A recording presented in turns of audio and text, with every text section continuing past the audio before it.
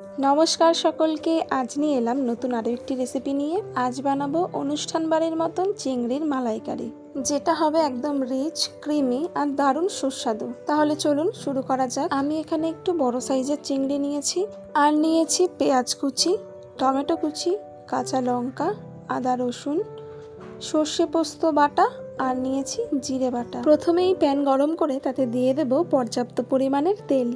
এবার মাছে একটু নুন হলুদ মাখিয়ে মাছগুলো হালকা ভেজে নেব। এতে চিংড়ির স্বাদ আরও বেড়ে যায়।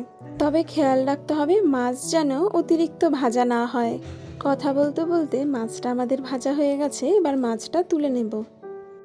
মাছ তুলে নেওয়ার পর ওই তেলেই ফোড়ন দেব গোটা গরম মশলা, দিয়ে দেব তাতে পেঁয়াজ বাটা। পেঁয়াজ হালকা ভাজা হয়ে এলেই তাতে দিয়ে দেব আদা রসুন লঙ্কা ও টমেটো বাটা, দিয়ে দেব স্বাদ মতো নুন আর সামান্য হলুদ। এবার মশলাটাকে ভালো করে কষিয়ে নেব।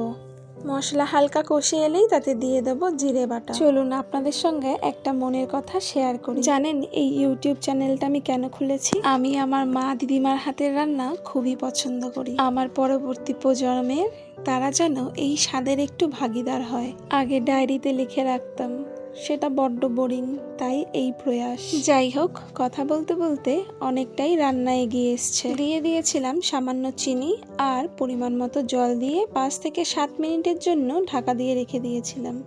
ঝোলটা আমাদের ফুটে গেছে। এবার মাছগুলো এক এক করে দিয়ে আবারও 5 থেকে 7 মিনিট ভালোভাবে ফুটিয়ে নেব। আচ্ছা, এই চিংড়ি মাছ বা চিংড়ির মালাইকারি কার কার পছন্দ অবশ্যই কিন্তু কমেন্টে জানাবেন।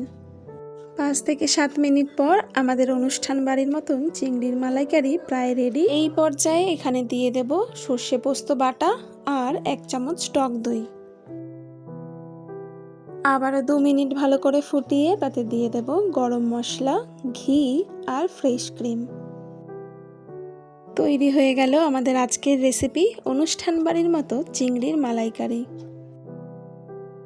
সম্পূর্ণ ভিডিওটি দেখার জন্য অসংখ্য ধন্যবাদ সকলকে।